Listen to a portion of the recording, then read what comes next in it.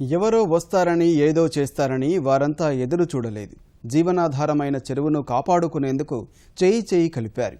రూపుమారిన చెరువుకు ఊపిరి పోశారు. వారి కష్టం వృధా పోలేదు. మండు వేసవిలోనూ అది జలకళతో తొణికిసలాడుతోంది.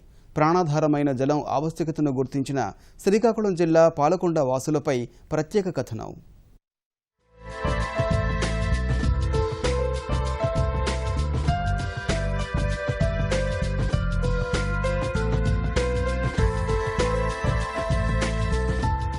నీటి నిల్వలు అంతంత మాత్రంగా ఉన్న ఈ రోజుల్లోనూ జలకళతో నిండు కుండను తలపిస్తున్న ఈ చెరువు శ్రీకాకుళం జిల్లా పాలకొండలోది. ఇదే ఇక్కడి ప్రజల ఊపిరి. ఈ చెరువు ఆలనాపాలనా లేక దశాబ్దాలుగా మురుగునీటితో నిండి ఉండేది. దీనిని వినియోగంలోకి తెచ్చేవారు కానరాక చాన్నాళ్లు నిరుపయోగంగా మిగిలిపోయింది. ఈ పరిస్థితుల్లో స్థానికులంతా చేయి కలిపారు. దీర్ఘకాలిక నీటి సమస్యను పరిష్కరించుకునేందుకు ఒక్కటయ్యారు. సమిష్టిగా నిధులు సేకరించుకుని అభివృద్ధి చేసుకున్నారు.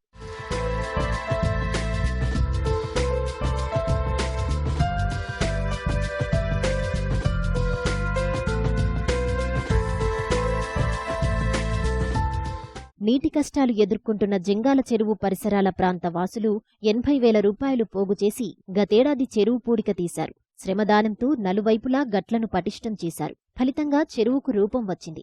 ఆ తర్వాత స్నానాలు, దుస్తులు శుభ్రం చేసుకునేందుకు వీలుగా 2 వైపులా మెట్లను నిర్మించారు. చెరువు గట్టు చుట్టూ మొక్కలను నాటి సంరక్షించే బాధ్యతను తీసుకున్నారు.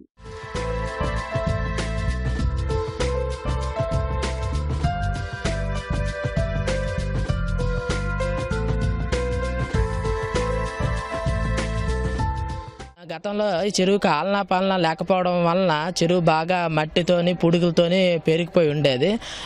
వీధివాసులము అందరం కలిసి ఒక నిర్ణయానికి వచ్చి చెరువును బాగు చేసుకొని వృద్ధిలోకి తెద్దామని ఒక మంచి నిర్ణయం ఒకటి తీసుకొని దాని ప్రకారమే సమిష్టిగా డబ్బులు ఎత్తుకొని చెరువుని బాగు చేసుకోవడం జరిగింది. దానివలన గతంలో మార్చి నెలకు వచ్చేటప్పటికే చెరువు ఎండిపోయి ఉండేది. అదేవిధంగా గతంలో నీరు ఉన్నా సరే వాడకానికి ఉపయోగపడేది కాదు. ప్రస్తుతం మే నెల వచ్చినా సరే చెరువులో నీరు ఉంటుంది. చెరువు పూర్వం నుండి ఉండేది. అప్పుడు ఎవరు వచ్చేవారు కాదు. గత సంవత్సరం ఈ చెరువు మేము బాగు చేసుకున్నాం.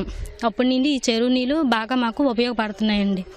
ఈ సంవత్సరం వేసవి కూడా ఇదవుతుంటే చుట్టుపక్కల ఎండిపోతున్నా సరే మా యొక్క వెంకంపేట చెరువులో మాత్రం నీరు పుష్కలంగా ఉంది. దానితో నీటి శుద్ధ జలాలు కూడా బోరింగ్లు అనగా నుయ్యిలు గడ అనగా దగ్గర చిన్న వీధి దీంట్లో కూడా దీని నీరు జలాలు గడ పుష్కలంగా బాగా ఉన్నాయి.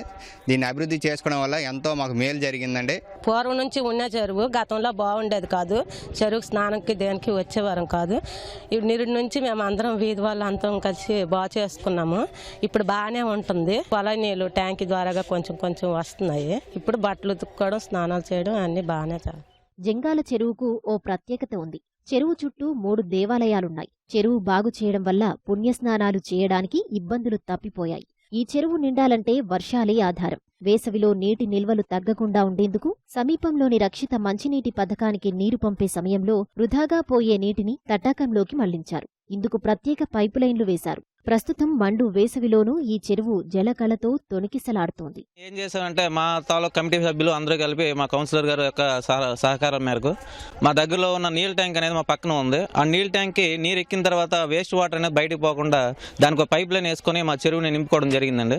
ఈటీవీ ఈనాడు వారు మాకు ఇచ్చిన సుజలాం సుఫలాం అనే కార్యక్రమంలో భాగంగా ఈ చెరువు అనేది బాగు చేసుకుని గత ఏడాది మేము ఆలోచన చేసుకోవడం జరిగింది. ఈ సంవత్సరం మా చెరువు అనేది నిండుగా ఉంది.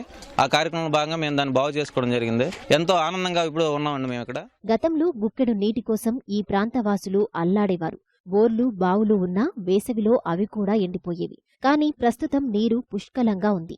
వాడుక నీటి ఇబ్బందులను తీర్చుకుందామని చెరువును బాగు చేస్తే ఈ ప్రాంతంలోని భూగర్భ జలాలు పెరిగాయి. ఫలితంగా నీటి ఇబ్బందులు తగ్గిపోయాయి.